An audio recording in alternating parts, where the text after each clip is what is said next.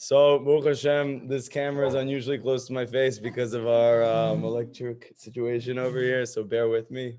I have to take a few seconds to get over that. Okay, so thank God, Baruch Hashem. Like I heard once in a song, any day above ground is a good day. Thank God we're all alive. You guys think about that today? You know, something I used to do is I used to be really stressed going to work. And then I passed, not on purpose, but when I was driving to Brooklyn to work for OHEL, it's a mental health organization over there in Brooklyn, I passed by a cemetery. And normally you'd think, oh my God, it's depressing. But for me, it actually made me feel better. I don't know if it's because I'm weird, but you realize that the things that you think are really important that are bothering you are not that important when you realize, like, one day you're going to be there. And the sages actually say that when you're overwhelmed by what they call ruach shtut, they usually use it in the language of an avera, meaning you're about to do something that's destructive for yourself in your life. But I want to connect this to, let's say, sadness, right? Because Rabbi Nachman says there's nothing more destructive than sadness, even though the Torah doesn't usually talk about it like it's an avera. So what should you do? So Chazal say, remember the day of death. So it sounds even worse. You're just like diving deeper into the sadness. But in truth, when you think about the fact that one day you're not going to be here, it actually kind of shakes you up in a way that it makes you realize what's important and what's not. So anyway, thank God we're all here. It's actually a very big zchut that we're here together. We're learning Rabbi Nachman's Torah, thank God. And hopefully today, you guys are going to come out with something practical, something meaningful, and something to think about, okay? We just started to learn about the first Jew in this past week's Parsha. That was Avram Avinu and Sarah Imenu. And a lot of people don't know this, but even though everybody in the Torah is real, Abraham is not just a person, he's also a stage in life. And Yitzchak is not just a person, he's also a stage in life. Yaakov as well. And also the four mothers, Sarah, Rivka, Leah, Rachel. All of them represent not just people, but also stages of life or perspectives in life. Or how do you respond to different events in your life? The first stage in everybody's life is called Avraham. This is actually connected to Pesach. What's the connection between Avraham and Pesach? Because in Egypt, it was a very difficult situation, and not in our own merit, but because Hashem loves us, He ripped us out of Egypt. In the language of Chazal, Mitzrayim is a code word for any type of suffering that you're in. So when Hashem took the Jewish people out of Egypt, it means He takes you out of your suffering. Why does He do that for you initially? Not because you did anything to earn it, only because Hashem loves you. That's called Avraham. And this is actually the initial revelation of godliness in the world comes through this expression of Hashem in your life. That is Avraham. Everybody with me? Like, for instance, the fact that I realized that Hashem existed didn't come because I did something B'davka specifically to earn Hashem showing Himself to me in my life. He just saw that I was in a very, very bad place, and I was looking for a way out, and I didn't know how. So as I'm walking out of the bar called Three Monkeys, I see my future wife by the Yam Suf, who happens to be wearing a little more clothing than I'm used to, down to her elbows and skirt down to the knees. I didn't know what it meant, but really she wasn't just going to be my wife. She was going to introduce me to Hashem, which was going to save my life. So that's an expression of Avraham. It's a free gift, we'll call it, okay? Many people who get connected to Rabbi Nachman's teachings, they wonder to themselves, why did I figure this out? How did I catch on to this? And how come nobody else did? The answer is, it's a free gift from Hashem because He loves you. But then what happens? Then you start to implement those teachings in your life, and you start to experience sometimes even more difficulties than before you did it. And that becomes very confusing because I feel like I finally found the truth. I finally found something that's going to help me, something different, something unique, something which connects specifically to me. And now all of a sudden I'm struggling more in some ways. The truth is you're not struggling more. You have moved from Abraham to Yitzchak. Now I want to teach you a very deep concept. In Kabbalah and Chassidut, they teach that not only do Abraham and Yitzchak represent different stages, but that when it says that somebody is someone's son or someone's daughter in the Torah, it doesn't just mean that they are their physical progeny, which is a big word for their offspring, their child. Somebody's child can be a good thing that you did. Like, let's say, for instance, after class, your friend here is like, hey, I need $10. I need to go get something for my family, but I don't have any. This guy offers it to him, okay? That money or that action is his son because he gave birth to that in the world. And now, how do you know it's a real thing? Because he's going to go take it and he's going to benefit from it. Meaning he gave birth to a new reality. The Torah is not a history book. The Zohar says that when a person reads the Torah and they think it's just stories, you couldn't be more foolish. Everything in the Torah is true and it's taking place at every moment. That means Bereshit is happening at every moment. That there's Adam, there's Chava, there's the Nachash, you're in the garden, every moment. And at the same time, there's a flood. And there's Noach, there's a tzaddik, and there's a situation in the world that's overwhelming you, or a situation in your life that's overwhelming you. You don't know how to get out, and the only way out is on the boat with Noach. And now we just learned about Avram Avinu, that there is the first Jew in the world, a new light. It's called the light of love, a free gift that Hashem reveals himself to you. In hide and go seek, this would be you found. But you didn't even know you're playing yet. And then as soon as you realize that Hashem is in your life and you're excited, or you have a new good thing that happens to you, you have what's called Yitzchak. And you'll notice something interesting. Who is it that gives birth to Yitzchak? Abraham. It says that Yitzchak is the son of Abraham. And if we're learning that, in fact, Yitzchak is also a different experience in life, it means the experience of Abraham gives birth to the experience of Yitzchak. The experience of Abraham is something good happened to me. I experienced Hashem's love in a way that was obvious to me. And that always gives birth to Yitzchak. Yitzchak represents the opposite. Yitzchak represents hide. Hashem is not revealing himself to you. He's now hiding himself from you. It's not God. I know you guys got nervous there for a second, but Hashem is hiding himself from you. What does that usually mean in your life? Suffering. Suffering. So now everybody has a question. How can it be that Hashem loves me and yet I'm suffering? This is a 1,000-year-old philosophical question, and it's not really that old because we all ask ourselves every day why I'm trying my best and yet I'm suffering. And the answer is Yitzchak. Now, the interesting thing is that in some ways, Yitzchak represents a greater revelation of Hashem than Abraham. Yitzchak was born in the land of Israel, and he never left. Abraham had to leave. Yaakov had to leave. Yitzchak was in Israel his whole life. The land of Israel represents the complete revelation of godliness. And even though Yitzchak's whole life is there, he represents Hashem hiding himself from you. And what's the reason that Hashem is hiding himself from you? So listen to what Rabbi Nachman says. It's very important that you know this. Explicitly, Mifarash in the Kutei Moharan, he says, you don't know why something's happening to you. Sometimes you might know, sometimes you might not know. Sometimes you think you know, sometimes you think you don't know. But there's one thing you can know for sure. Whether you go home and your mom made you plov.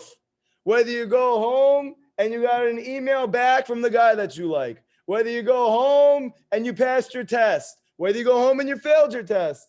Whether you go home and you find a wad of cash under your pillow. Yes, you guys love that stuff. Or whether you go home and you realize that somebody took all the money out of your bank account. Fraud. Can you know for sure why Hashem is doing that to you? Yes. Rabbi Nachman says there's one thing you can know for sure. It doesn't mean it's the only reason, but it is the sole motivation. And he says, and I quote, that the motivation for Hashem doing that thing to you is because he loves you. So if you're asking yourself, Hashem, why are you doing this to me? Why am I struggling at work? One answer should fill your head immediately. Because I love you. Why is it that I'm fighting with my wife? Because I love you. Why is it that anything? And that's the answer. So now the obvious question is, okay, that's nice. Hashem is giving me a difficulty because he loves me. And where do you see this? Abraham gives birth to Yitzchak. Abraham represents Hashem's love. Yitzchak represents Hashem hiding himself from you. Who gives birth to who? Hashem's love gives birth to himself hiding from you. Does everybody understand the concept? Before I move forward, I just want to make sure I understand. It's a deep thing. You got it or no? Iffy, kind of. Can you explain again, please? Is a person on the other side? Yes, I'm going to explain again. And when I explain more, I think you're going to get it. I just wanted to see if you get it at this point. I thought you were on mute. So anyway, when Hashem shows himself to you, that's called Avraham. If you have hashgacha pratit and you realize, oh my gosh, I said, Hashem, I need a parking spot. And all of a sudden the guy wheels out and you go, oh my gosh, Hashem heard me. That's called Avraham. You saw Hashem in your life. You feel Hashem's love. What does that love feel like? He heard me.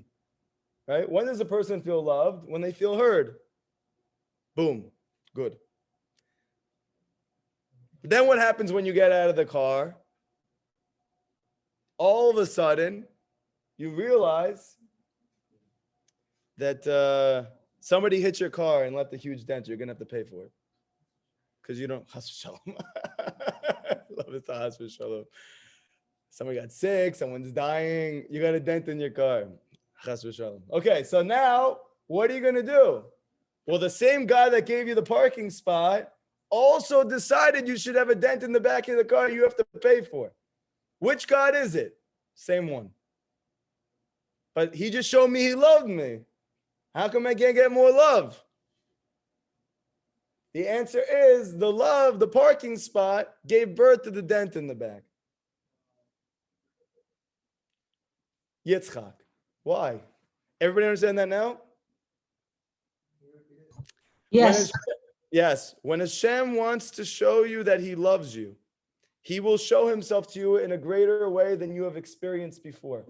Maybe you did your first hour of Hibodedut and you feel Hashem like you never felt. Maybe you went to a lecture and you heard something from Rabbi Nachman and it rocked your world and you really resonated. You feel Hashem in your life. Maybe you're reading a book and you really connect and you're like, oh my gosh, this happened to me. This is Hashem. Anything. That's called Hashem loves you, Abraham. But after Abraham gives birth to Yitzchak. Yitzchak is Hashem hides himself from you. The difficulty, the challenge in your life. Practical example from the Torah. You ready? Pesach is Avraham, right? Hashem took us out because he loved us, not because we deserved it. But what happened right after he took us out? He threw us in a desert.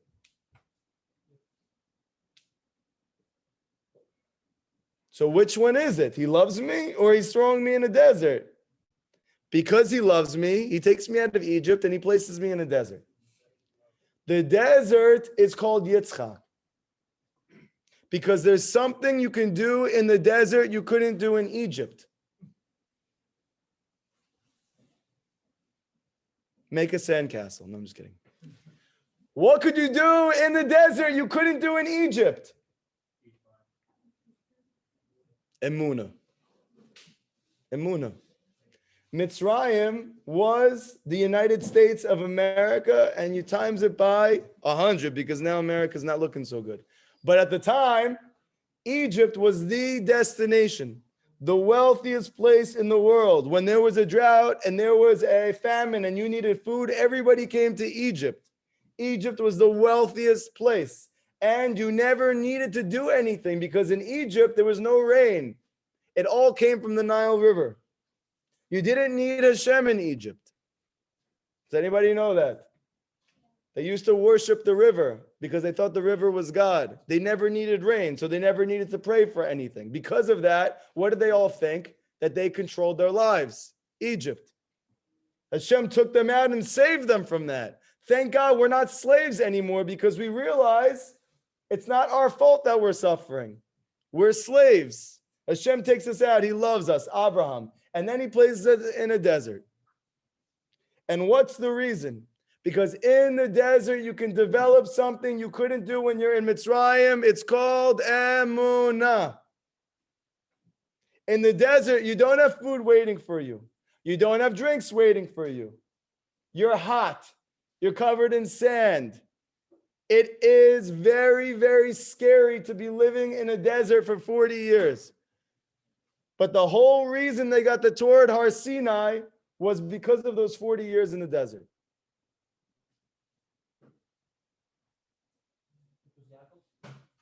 Which is Yaakov. So what is Yitzchak? Yitzchak is Hashem hiding himself from you. He's placing you in a desert where you don't see him. And what's the reason? He wants you to do something different than when he showed you he loved you. He wants you to talk to him. He wants you to talk to him. When you see Hashem loud and clear, there's nothing to say. You know, there's that joke about the guy, he's driving around, he's begging Hashem for a parking spot. Somebody pulls out, he goes, oh, forget about it, I got one, thank you anyway. And he goes in. When you see Hashem, you don't have to say anything. Everything is great. What do you need to do when he's hiding himself from you? You need to talk to him and ask him to show himself. The Baal Shem Tov says your whole entire life is hide and go seek with Hashem. There's a reason why you liked it so much as a kid. Maybe you didn't, but I liked it. My kids like it. Hide and go seek. It's a real thing.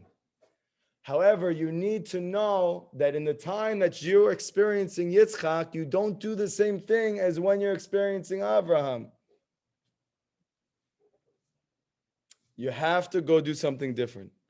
I'm going to give you a practical example. You ready? And also, I want to tell you something as well and add to it. Abraham is Gematria 248. Okay. 248 is how many positive mitzvot there are in the Torah. The 248 positive mitzvot represent Hashem's love for you. These are things that you do. It's a schut for you. It's a benefit. You get reward for it. You just do something nice, mitzvah. That's love. That's Abraham. And then there's 365 negative mitzvot where you're not allowed to do something. That's called Yitzchak. You have to refrain from doing something. Stop doing something. No. But that would be nice. But Yitzchak is very interesting because the Arizal teaches that Yitzchak is a combination of the two words Ketz Chai, the end of life. So I don't understand. Yitzchak means the end of my life, but Yitzchak was born from Abraham. Abraham is Hashem's love for me. And as a result of Hashem's love for me, I experience Ketz Chai, the end of my life. Yes. But here is the big secret. And this is where we all struggle. You live many lives. The way that we often think about ourselves is, my name is Adam. I live one life from him until I pass away. Spiritually, you're like a cat. You live many, many, many lives. How many lives? Oh, you guys went to school, huh? 4? What kind of cat do you have?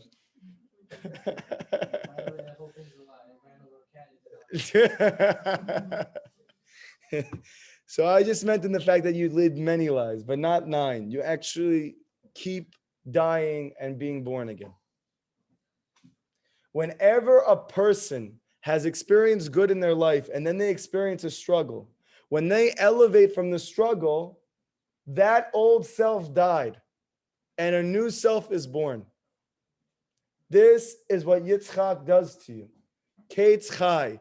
He's the end, but he's also Chai. He's life. Yitzchak himself was born with a female soul. This is the reason why he couldn't get married. And after the Akedah with Abraham, the Arizal teaches, after he sacrificed his own life, what we're saying, Kate's Chai, he received a new soul. He engaged in self-sacrifice and he got a brand new soul, a male soul. And right after that, he finds Rivka and they get married. So the reason Hashem is putting you in a difficult situation is because he wants to give you new life. What do we do when we're confronted by a difficult situation?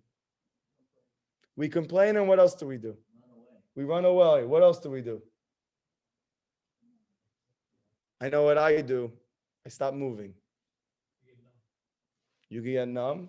I just stop functioning. You give up. Yayush. Despair.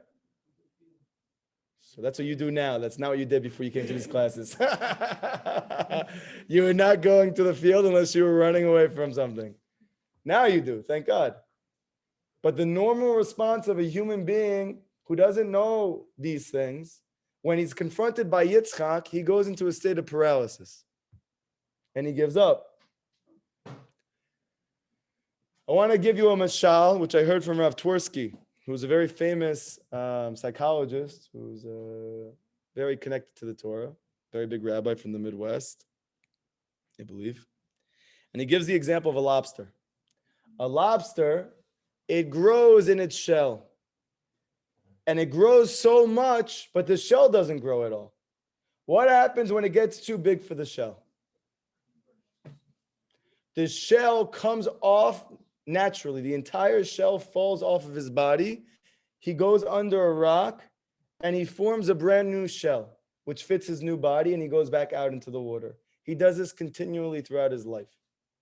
What would happen if, when the shell is getting tight, he didn't respond by going under the rock and removing the outside? Anybody know? He would die. He would go on meds. No? I'm in a lot of pain. It's not ending. I don't know what to do. So what am I going to do? I have to go find relief. I have to go find bud. I have to go find, go to a club. I have to go run away and do something that is going to put my life in danger. I have to go do something that's going to put my school at jeopardy. I have to go, cut myself. I have to do a lot of different things in order to be able to stop the pain. Okay? But the reason is because we don't realize that we're too big for our shell.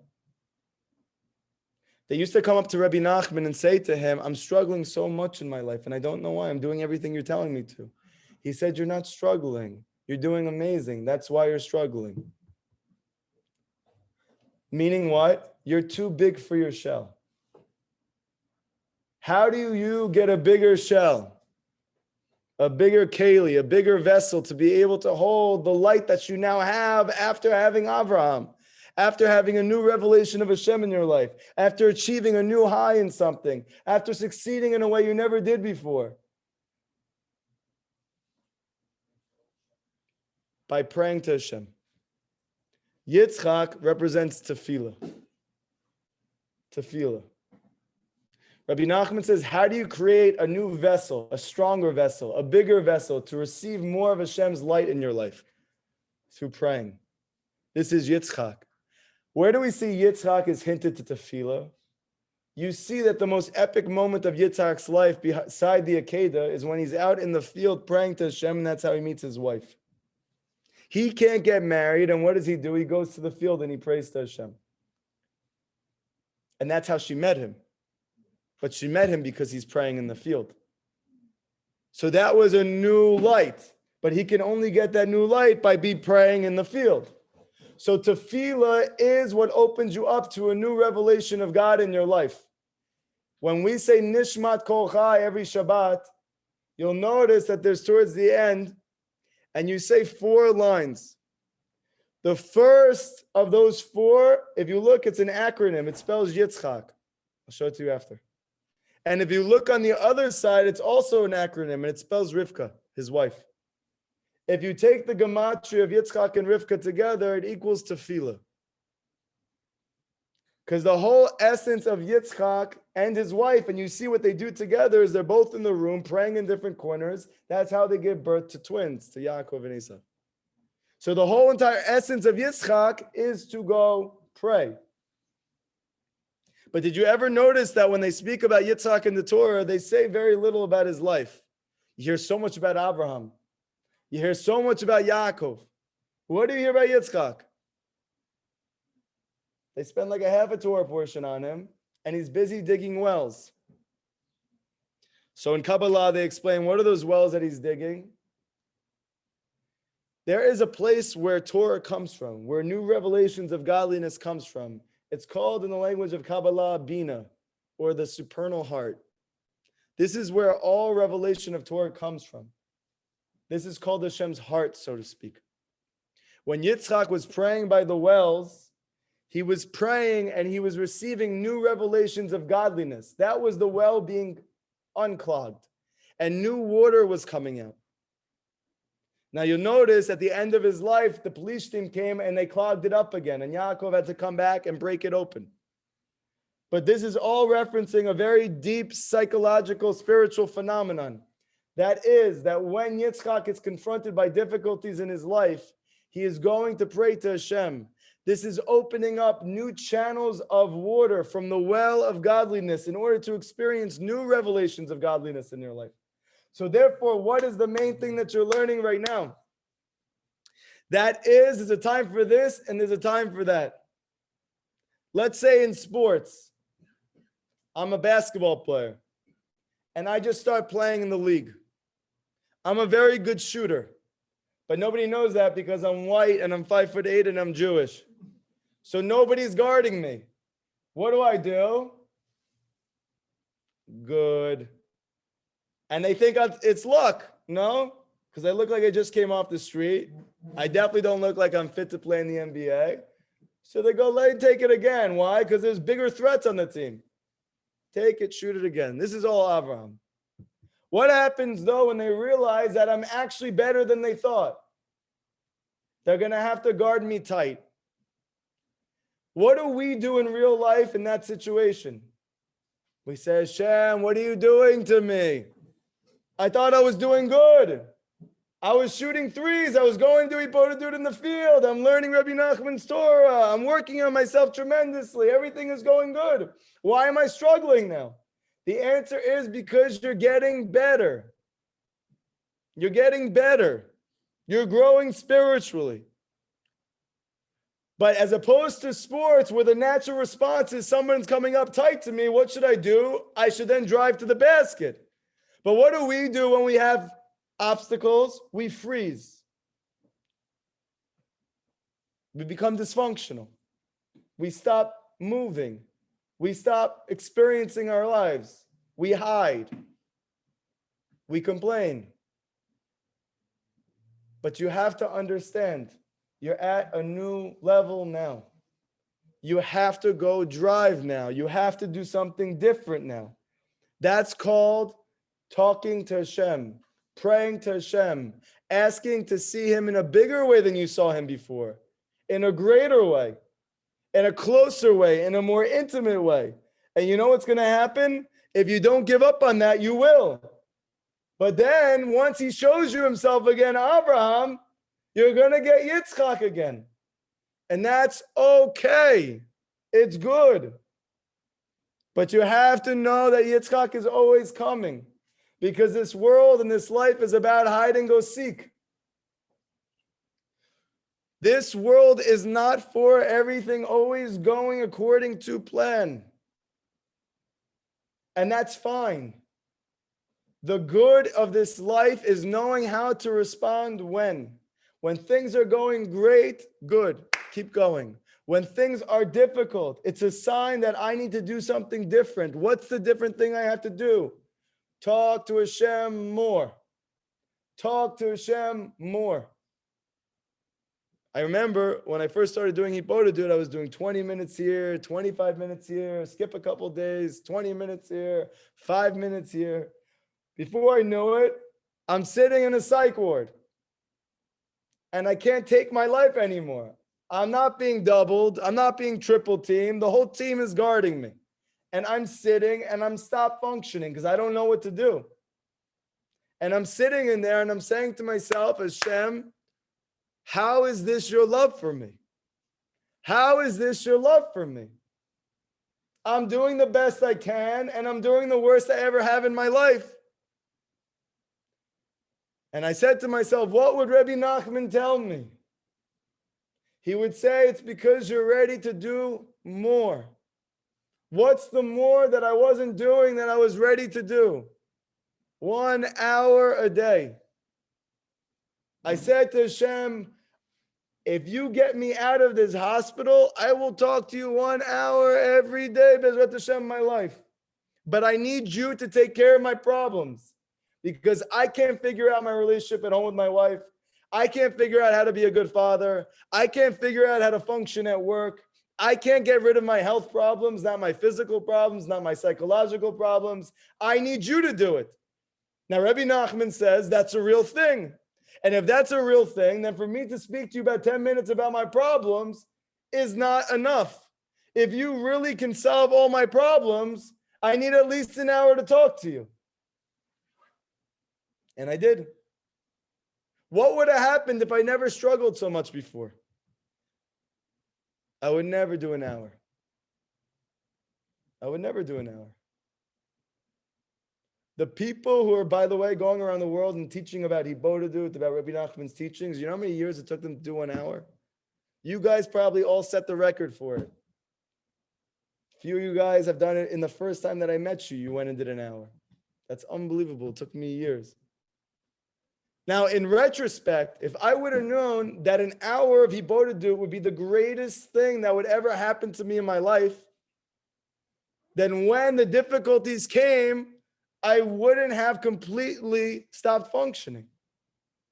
But because I don't realize that I'm moving up another level, I stop moving.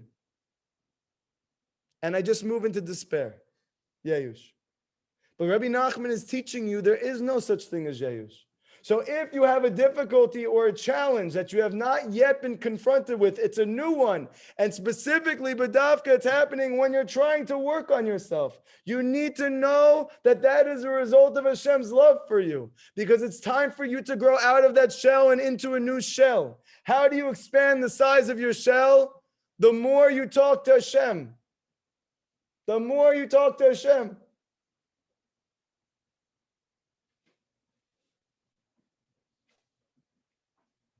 And this is Yitzchak. And this is new life. And in the end, it's funny because Yitzchak means he left. They teach in Kabbalah that at the end, we're going to see that Yitzchak, which comes from the side of din, the side of concealment of Hashem in your life, that's actually rooted in a higher place than the love of Abraham. It's a greater revelation of Hashem in your life when he's hiding from you than when he's showing himself to you. That is not going to make sense in any of our brains. But you know where it's hinted to?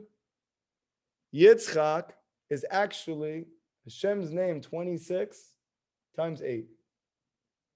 If you take Hashem's name 26, you times it by 8, you have the name Yitzchak. If you take it and you times it by 7, you have the name Yaakov. If you times it by 6, you have the name Yosef.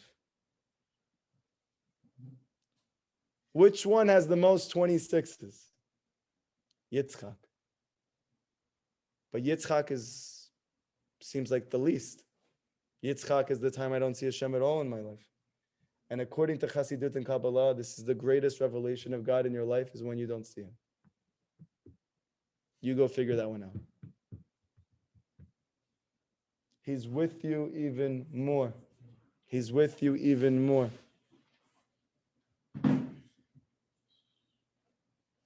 But the only way for you to get out of the problem and to move to the next level is to know it's because he loves you. If you don't respond to the difficulty in your life and say to yourself, why is this happening? And the first thing you say to yourself is not because Hashem loves me, you are going to fall apart. And you're going to be angry at Hashem.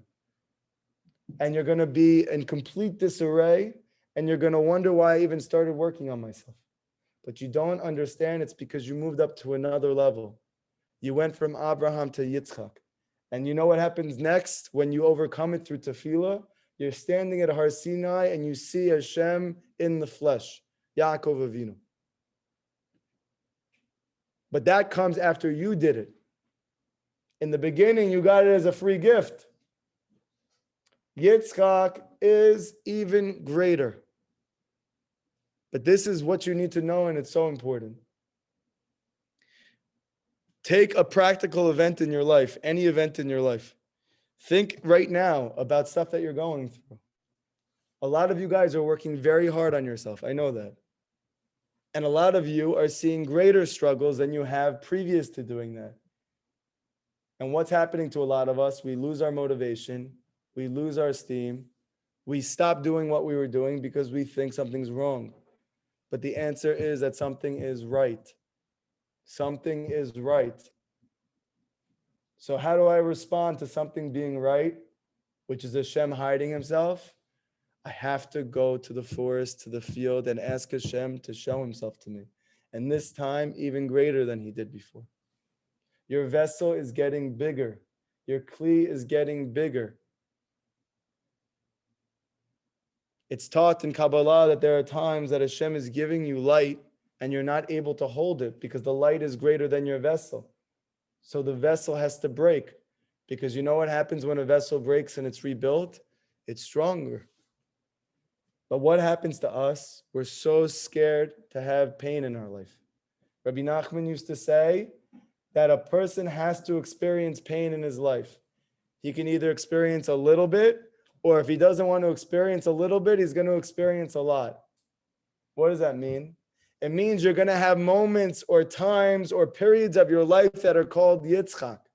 You can either step up to the plate and respond realizing that Yitzchak is Abraham's son, that this concealment of godliness in my life is given birth to by Hashem's love for me. Now, what does Hashem want from me? There's a good chance he wants you to elevate now because you're at a higher place than you were before. And you have to go sit down and think to yourself, what am I not doing that I could be doing that I haven't been able to do yet? And whatever the answer to that is, that's probably the reason that Hashem is giving you a Yitzchak-like state right now. And if you're thinking to yourself, I can't do it anymore, you're limiting yourself. We think that we're little nebach nothings. We're just trying to get by. I want a simple, good life. I just want to get married. I want to have kids. I want to be able to support myself, blah, blah, blah. But do you realize that you're created as part of 0.001% of the world's population? You are the revelation of godliness that's in this world. If you're not revealing it, the world doesn't see God in the world. This is the reason nobody believes now, because the majority of Jewish people don't believe. If they don't believe, they can't reveal God in the world. And what is everybody going to think? There is none. We need to look at these things in our life. And instead of going into why me, you have to say, what more can I do? What more can I do? And you completely flip and you realize that the problem is a solution. Rabbi Nachman used to say there's a pasuk. I'm not sure if I'm going to get it right. Bitzar bechaftali. It's in Tehillim, Parak Dalet, I believe, where David says, in my suffering, you gave me relief. So it sounds like simply he's saying, I went through suffering and then you relieved me. Rabbi Nachman says that David is giving you the secret of your life. That in the suffering that you're going through, the relief that you've been looking for your whole life is in the suffering. If you're looking for peace in your life, it's in the problem. You're looking for parnasa, it's in the problem. You're looking for a marriage partner, it's in the problem. You're looking for health, it's in your health problem. This is the paradox of Hashem. He gives you a difficulty, and Rabbi Nachman says he hides himself in the problem. That the solution to what you've been looking for your whole life is in the problem itself. But we completely debilitate whenever we see difficulties and challenges. Because we were taught this life is about feeling good. This life is about growing. That's what this life is about. The person who knows that has fun. The person who knows that, it is even geschmack. I love growing. A person who goes to the gym, he is so excited to go to the gym. He has more fun in that hour than he does the whole day, but he's ripping his muscles. How is that possible? Because he knows he's growing. But if you took Ellie over here and you put him in a gym and you give him away, oh my gosh, again, I can't do it. Why doesn't he like it? Why don't you like the gym, Ellie?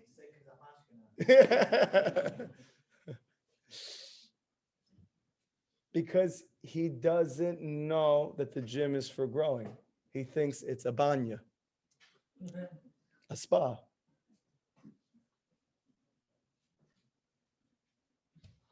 Our whole generation is trying to make our life like a spa. There's a big issue though. Life is not a spa. Life is a gym. Who's the person who gets to enjoy the gym? The one who knows he's at a gym. The greatest cause of suffering is the fact that we all feel like we're victims. We're victims of our life. We're victims of our circumstances. And where does that victim mindset come from? Mitzrayim. There we did not believe in God. That's where the slavery came from. And as soon as we screamed and opened our mouth, Hashem said, take them out of Egypt. Even Mitzrayim itself was like Yitzchak. Even Mitzrayim itself opened up something within the Jewish people they did not have before. That was talking to Hashem. But what are they doing in Mitzrayim? They're trying to build big, beautiful homes in Egypt. What's the issue? You're Jewish. You were created in this world to reveal godliness in the world, not to build big, beautiful houses. If you're going to also build a big, beautiful house, kol hakavod, enjoy. But that's not the purpose of your life. If that was the purpose of your life, you would not be a Yid. You wouldn't be Jewish. If your mother's Jewish, it means you were not born to build big houses. Bezrat Hashem, Hashem will give you one in order to increase your mission in your life, to give you more opportunities. But do not think you were born to build that house, because that was the entire reason we were in Mitzrayim for so long, because the Midrash said we liked Egypt so much, we started to build homes there. Sounds familiar?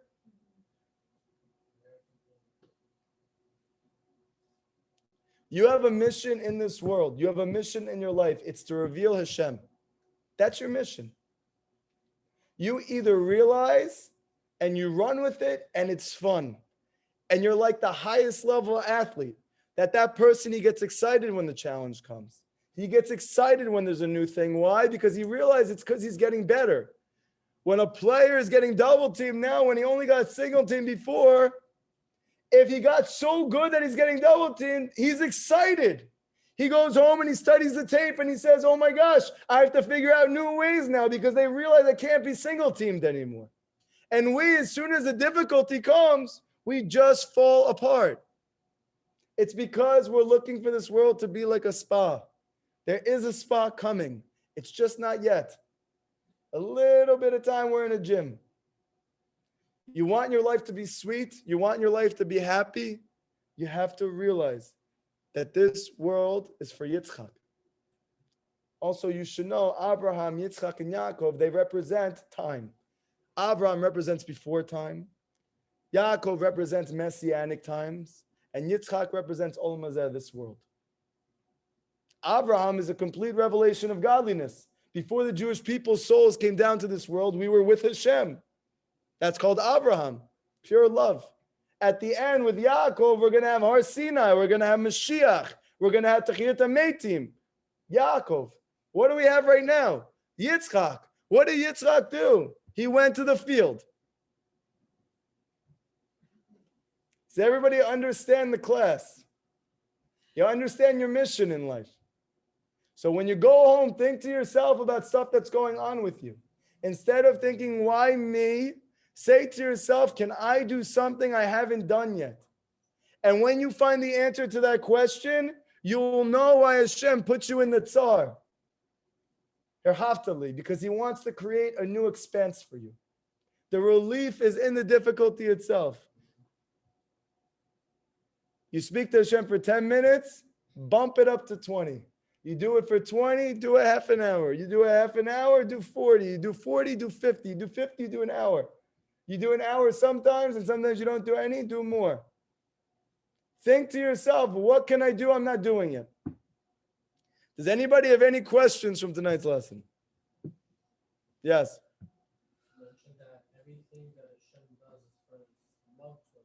It's rooted in his love. The motivation for what he's doing is because he loves you. Whenever difficulties happen to us, one thing is like us feeling that, but another thing is how do we know that we're not the ones causing our sins and stuff like that? Yeah. So it could be that you are making an error, and this is a response to the error is what Hashem is doing, but that is also from his love for you. Or it could be that you're simply growing at such a high rate that Hashem is trying to create a greater expanse for you, a new space for you, a higher level for you, a bigger shell.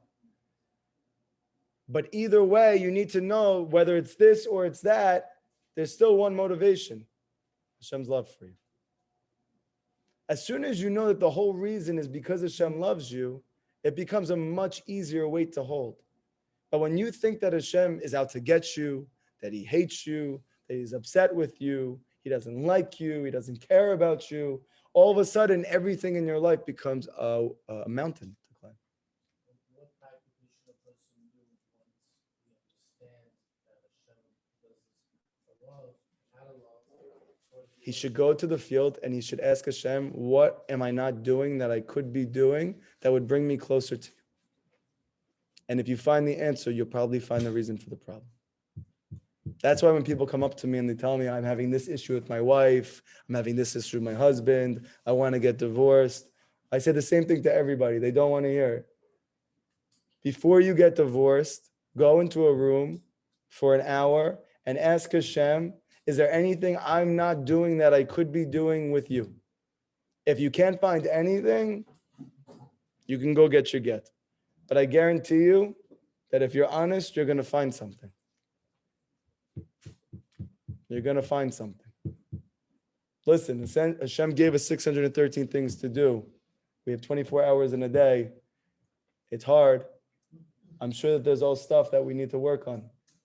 So think about what you're not doing and ask Hashem to help you do it. And how does that help your marriage? Because your wife or your husband is your Ezer Kenegdo. Hashem created it.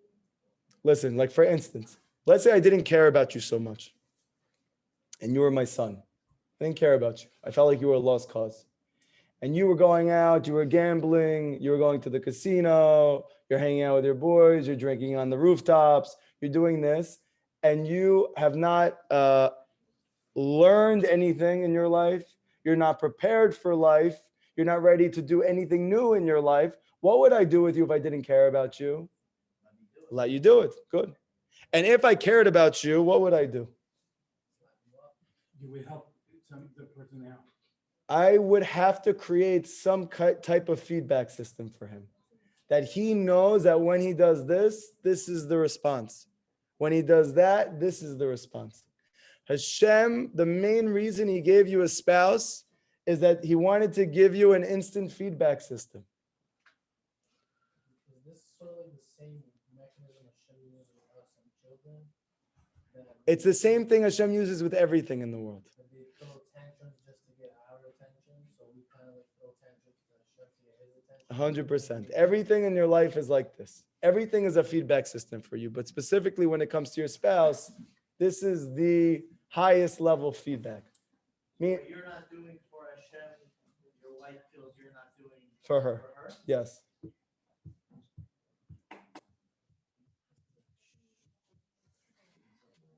A chiddush, no?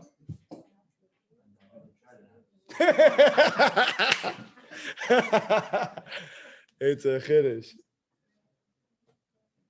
Like for instance, you see your kids are not listening to you. And the wife is screaming at the kids, you guys got to do this, you got to do that, you got to do this.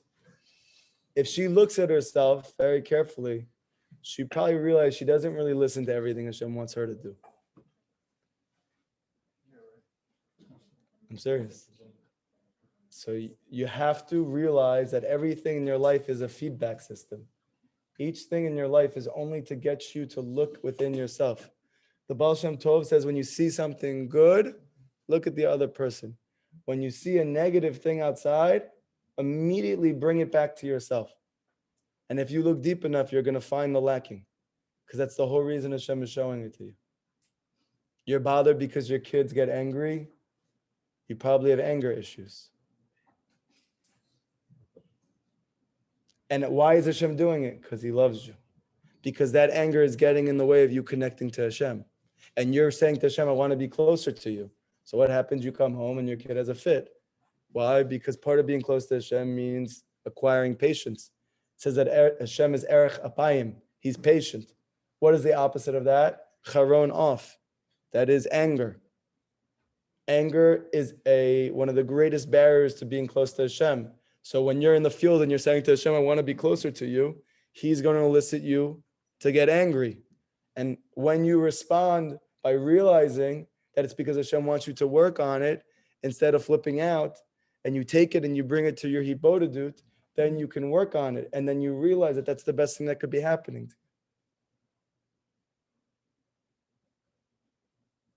Any other questions? Yeah. What about someone who loses a parent or is single at like the age of 50?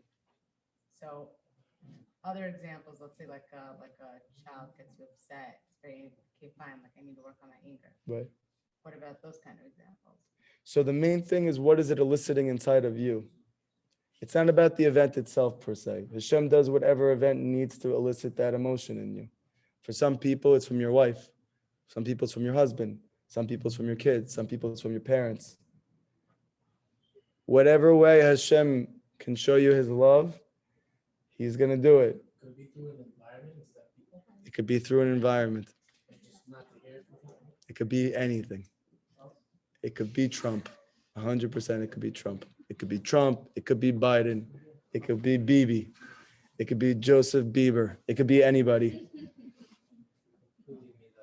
Yeah. Thank God I forgot his name. Oh my gosh. That means I'm really doing good. Anybody else? Is he still big, by the way? Yeah? Go ahead. Yeah. Guys, just, yeah. Let's say a person goes first. Good. Then they get that where this person goes to Hashem. Right. Right.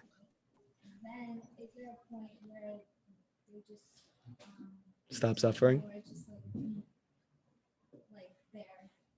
You stay there? Yeah, and it's just you're there. Not in the suffering, but you're out of the suffering. But you're just in that state. Yeah, like you have your hour you do and Yeah. doing everything, but you're not going higher. You're not suffering, but you don't really see Hashem. Yeah. You know what I'm So saying? that's still Yitzchak. So that's still Yitzchak. That's still Yitzchak. The suffering doesn't have to be that I'm It in, doesn't have to necessarily be suffering. not suffering in the sense of pain. It's just a concealment of Hashem. For some people that might be, I just feel my life is bleh. For some people it could be, I feel angry. For some people that could be, I feel sad. Everybody is different. So it's still a Yitzchak experience. Any other questions? Any other questions? No? I think we're good. We're good. Everyone's Everybody knows what to work on now? So when you go home, before you respond to something negative happen, go to your room, go outside, go ask Hashem, where is this thing in me? You'll find it. You have an online question online. Oh, somebody said I have a question. Go ahead. So what if you understand all this, but you keep getting stuck in that same stage, and that you understand it, but Right. there's a barrier. You Right. cannot simply pass that barrier, no matter Very what good. you do. Very good. So usually when it's something like that it's so hard, you're not able to do it, it's because the problem is actually bigger than your ability. Hashem will make it that when the thing itself that you want is so great, your will needs to be as great as the thing is itself. That means, like, let's say, for instance, you have an anger issue. So Rabbi Nachman says if a person has anger and they're able to actually transform their anger and overcome it, they mamash have the Ruach of Mashiach inside of them. What does that mean? It means that to be able to do so is probably the hardest thing in the world. So now, with that being the case, where do I have the ability to do that? I could barely get through my 9-to-5 job. So the answer is you need Hashem's help. Every night during our Vit, we say, Hashem, help Yaakov from the problem that's greater than him. Because the difficulty that's going on is actually greater than your ability. And for this, you need Hashem more. Let's say you want something so bad and you're trying every day. You need to continue to increase your desire for that thing. Just as like a practical example. Let's say a guy, okay? I know this is kind of explicit if you guys can all like turn off your ears for a second. But if a guy has issues with not wasting seed, let's say, okay? Don't give it away. There's girls in the room that can hear you. Okay, you have an issue with this. So Rabbi Nachman says this issue is the most difficult issue in your life for you to overcome. Okay, great. But it's never ending. Very good. It's forever. You always have to deal with this thing. Right. So how much do you need to want to overcome this in order to overcome it? Greater than anything in your life. The greater the thing that you want, Rabbi Nachman says, the greater is the will you must have in order to be able to overcome it. I give this example all the time. But let's say, for instance, if I asked, hey, can I get shashlik somewhere? You guys would all invite me over your house and your mom already made it. So I wouldn't need that much willpower to get there. I don't have to want it that much. But if I said, hey, can I go get gefilte fish? You guys would be like, I don't know where to get that. What's gefilte fish? How much more? I can help. I believe you. How much more? It's not even real. How much more do I need to want it to get it in a place that they don't know where it is? I need to want it more. It's not expensive. It's just you. Thank God you guys don't know anything about it. It should be illegal. But anyway, the bottom line is very simple equation. Ready? The greater the thing you want, the more you have to want it. Where do you express your want? In your tefillah. We have a practical example from Yitzchak, no? How did Yitzchak come? Yitzchak was the first ever born Jew. Do you know that? Abraham is a ger. Yitzchak is the very first person who's born Jewish in the whole history of the world. In some ways, that means he's perfect. He never left the land of Israel. He was on the highest of levels. He never left Israel. He never left Israel. How long did it take Sarah and Abraham to have Yitzchak? Long time. Sarah had to wait her whole entire life to have Yitzchak. Why? Because she needed to want it as great as the thing that she had. How great was the thing that she had? The greatest child that was ever born in history. How much you have to want that? 90 years of praying for. You never know what you're asking for. If you're saying to yourself, Hashem, I just want to overcome my anger. What if by you overcoming your anger, you can literally teach the whole world how to transform anger to peace? You will become a millionaire. You just think, I have this difficulty, I'm struggling with this thing. You don't know what's going to come from that. So when you're having this struggle that's coming and it's coming on top of you, and you're saying, I just want this one thing, but you don't know what that one thing is going to lead to. Look, I'm a living proof. Hashem, I don't want to be depressed anymore. Do I know that when I'm done being depressed, I'm going to teach the world Emunah? No. But Hashem knows. And the Yetzer Hara definitely knows. So he gets me in a psych ward thinking that my life is over. And I don't understand. Why can't I just be like everybody else? Get over my sadness. The reason is because I'm going to teach the world how to be happy. And you don't realize how great is the thing that you're praying for. Let's say you're praying to get married. And you think to yourself, I just want a normal girl, someone who's attractive, someone who can help me, someone I get along with. How do you know you're not going to get married to Rivka Imenu? You don't know. So you're praying all the time, and she has to be, or the prayer, you have to want it as much as the thing is, and you don't know how great the thing is. You just know you want it. You have to ask more. And by the way, these prayers are not like Hashem's answers. He doesn't answer. Every single prayer is stored up. If you can imagine for a second, a barrel, okay? And each prayer is like a drop of water. When you get to the top of the barrel, let's say it goes over and it pours out and you can have from it. But before that, it's in the barrel, it's locked up. You can't taste it. So let's say every day you're praying for something, you're not getting it. You say Hashem's not listening to you. Chas v'shalom. Chas v'shalom. Every single day we say Hashem shomea tefillah. What does that mean? It doesn't mean he hears some of your prayers. It doesn't mean that he's a God that hears prayers in general. It means he hears every single prayer. Why isn't he giving it to you? You need to want it as great as the thing is. And you don't know how great that thing is. So you have to keep asking. Yes. This sounds like some Sephardic Torah that you heard somewhere from a Mekubal. I want to tell you, you don't have to think about things like this. All you have to do is be simple. Go ask Hashem for what you want. When Hashem feels you're ready, he's going to give it to you. So then you need to ask Hashem to help you with the thing that you're struggling with.